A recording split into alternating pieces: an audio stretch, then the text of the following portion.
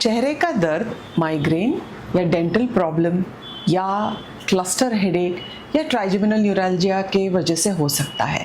अगर इसका सही निदान सही वक्त पे हो जाए तो आपका ट्रीटमेंट अच्छे से शुरू हो सकता है। नमस्ते दोस्तों, आज बात करेंगे चेहरे के दर्द की और एक खास टाइप जो ट्राइजेमिनल न्यूरैल्जिया है। कभी आपने महसूस किया है चेहरे में बिजली जैसा झटका जो ब्रशिंग या बोलने से हो जाए? तो हो सकता है ये ट्राइजेमिनल न्यूरैल्जिया हो। चेहरे के दर्द बहुत प्रकार के हो सकते हैं, जैसे साइनस पेन जिसमें नाक बंद रहता है और सर का भारीपन महसूस होता है, या डेंटल पेन दांतों में इन्फेक्शन के वजह से। यह दर्द झटका जैसा नहीं होता है। तीसरा, माइग्रेन सर के एक तरफ या चेहरे में एक तरफ दर्द आ सकता है। इसको सही पहचानना बहुत इम्पोर्टेंट है। कई बार माइग्रेन या क्लस्टर हेडेक को ट्राइजेमिनल न्यूरैल्जिया समझ लिया जाता है क्योंकि तीनों में तेज दर्द होता है, लेकिन इसके लक्षण अलग होते हैं। माइग्रेन में सिर में धड़कता हुआ दर्द होता है और कई बार आवाज से या रोशनी से परेशानी भी होती है। क्लस्टर हेडेक में आंख के आसपास बहुत तेज जलन जैसा दर्द होता है जो रोज एक ही समय पर हो सकता है। ट्राइजेमिनल न्यूरैल्जिया में दर्द चेहरे पर अचानक बिजली जैसा दर्द झटके की तरह आता है और कुछ सेकंड से मिनट भर रह सकता है। चौथा डायग्नोसिस है मसल स्ट्रेन के वजह से चेहरे में दर्द। ज्यादा बोलने या स्ट्रेस के वजह से हो सकता है, या जबड़े का जॉइंट का प्रॉब्लम के वजह से भी हो सकता है, यानी कि TMJ आर्थराइटिस या डिसफंक्शन के वजह से। TMJ यानी कि टेम्पोरोमैंडिबुलर जॉइंट, इसके डिसफंक्शन में जबड़े के पास दर्द होता है जो बोलने, खाने या मुंह खोलने पर बढ़ सकता है। कभी कभी ये दर्द ट्राइजेमिनल न्यूरैल्जिया जैसा महसूस हो सकता है, लेकिन इसका कारण जबड़े की हड्डियों या मांसपेशियों में तनाव होता है। ट्राइजेमिनल न्यूरैल्जिया सबसे खास और इंटेंस दर्द जो आता जाता रहता है, जो बिजली के झटके या तेज सुई चुभने जैसा महसूस होता है। यह दर्द अक्सर चेहरे की एक तरफ, आंख के पास या गाल पर या कान के अंदर, जीभ में, मसूड़ों में, कभी कभी बोलने, चबाने, ब्रश करने या हल्का सा टच के वजह से भी दर्द हो सकता है। ट्रिगर्स हो सकते हैं। दर्द कुछ सेकंड या मिनट के लिए होता है, लेकिन इतना तीव्र होता है कि पेशेंट का जीना मुश्किल बना देता है। तो आप अभी तक जाने होंगे कि ट्राइजेमिनल न्यूरैल्जिया का गलत पहचान या डायग्नोसिस शुरुआत में बहुत आसानी से हो सकता है।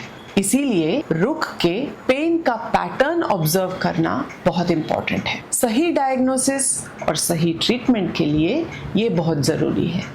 इसलिए ऐसे डॉक्टर को दिखाना ज़रूरी है जो रोज़ कई ट्राइजेमिनल न्यूरैल्जिया के मरीजों को इलाज करते हैं, क्योंकि सही इलाज अगर शुरुआत में ही शुरू हो जाए तो दर्द को बेहतर तरीके से कंट्रोल किया जा सकता है। ट्राइजेमिनल न्यूरैल्जिया को पहचानना मुश्किल होता है और नहीं भी, क्योंकि दर्द कभी कभी दांत के पास होता है। लोग सोच लेते हैं शायद दांत में इन्फेक्शन है या रूट कैनाल की ज़रूरत है। कई लोग तो दांत निकलवा भी लेते हैं, फिर भी दर्द वापस आ जाता है। कुछ लोगों को लगता है ये साइनस का दर्द है क्योंकि आंखों के पास या चीकबोन में प्रेशर होता है।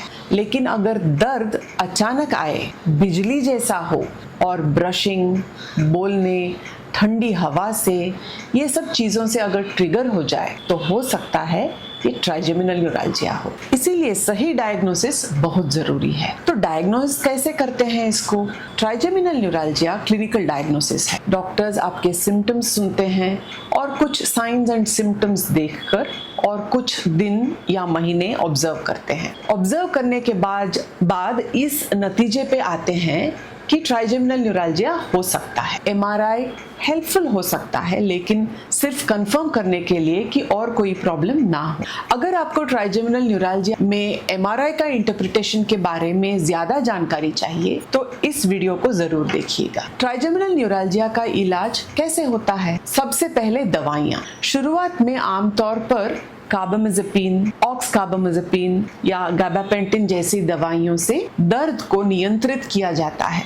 अधिकतर मरीजों में शुरुआत में दवा से ही आराम मिल जाता है, लेकिन जैसे जैसे समय बीतता है दर्द दोबारा बढ़ सकता है और दवाओं की डोज बढ़ानी पड़ती है, जिससे साथ साथ साइड इफेक्ट्स भी ज्यादा महसूस होने लगते हैं। दर्द को कंट्रोल करने के लिए कुछ अस्थायी उपाय भी मौजूद हैं, जैसे इंजेक्शंस, रेडियो फ्रीक्वेंसी ट्रीटमेंट या गामा नाइफ। हालांकि ये सभी विकल्प अक्सर सिर्फ कुछ समय के लिए ही राहत देते हैं या कई बार इतने प्रभावी नहीं होते। सबसे इफेक्टिव और लॉन्ग टर्म ट्रीटमेंट अभी तक तो एक ही है, MVD सर्जरी। इस सर्जरी में ट्राइजेमिनल न्यूरैल्जिया की जो जड़ वजह है यानी ब्लड वेसल को हटाया जाता है जो नर्व को दबा रही होती है। 90% के ऊपर के केसेस में लॉन्ग टर्म रिलीफ मिल सकता है, नर्व सेफ रहती है और दर्द चला जाता है। MVD सर्जरी में नस को विशेष रूप से सुरक्षित किया जाता है, उसे काटा नहीं जाता है, केवल उस पर दबाव बना रही जो रक्तवाहिका है उसको हटाया जाता है। कभी कभी ऑपरेशन के बाद चेहरे में हल्का सूनपन महसूस हो सकता है। यह अक्सर उस स्थिति के कारण होता है जो सर्जरी से पहले लंबे समय तक नस पर दबाव डाल रही होती है, जिससे उसकी सुरक्षा परत माइलिन को नुकसान पहुंचा होता है। सौभाग्य से हमारा शरीर धीरे धीरे माइलिन को मरम्मत खुद कर लेता है और समय के साथ यह सूनपन कम होता जाता है। एक और महत्वपूर्ण बात यह है कि कई मरीज मुझसे कहते हैं दर्द सहन करने से बेहतर है कि थोड़ा बहुत सूनपन है। अधिकतर यानी नियरली ऑल मामलों में कुछ हफ्तों या महीनों में चेहरा फिर से सामान्य महसूस होने लगता है। तो ध्यान में रखने लायक बातें ये हैं, दवा से ही ट्रीटमेंट शुरू होता है। इंजेक्शंस या रेडियो फ्रीक्वेंसी लीजनिंग टेम्पररी ऑप्शंस हैं। MVD सर्जरी सबसे इफेक्टिव सॉल्यूशन है अगर दर्द सीवियर हो या दवा न चले। हर इलाज में चाहे वो सर्जरी हो या दवाइयाँ, किसी न किसी रूप में जोखिम शामिल होता है, भले ही डॉक्टर आपको उसके बारे में बताए या ना बताए।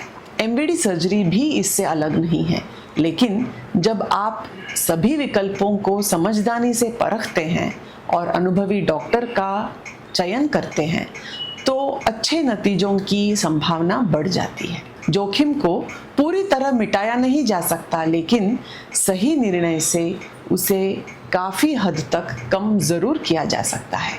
तो दोस्तों, अगर आपको ये वीडियो हेल्पफुल लगा हो, लाइक ज़रूर करें, शेयर करें और चैनल को सब्सक्राइब भी करें। कमेंट में लिखिए क्या आपने TN ट्राइजेमिनल न्यूरैल्जिया कभी झेला है। मिलते हैं अगले वीडियो में, तब तक स्वस्थ रहिए और अपना ख्याल रखिए। धन्यवाद और जय हिंद।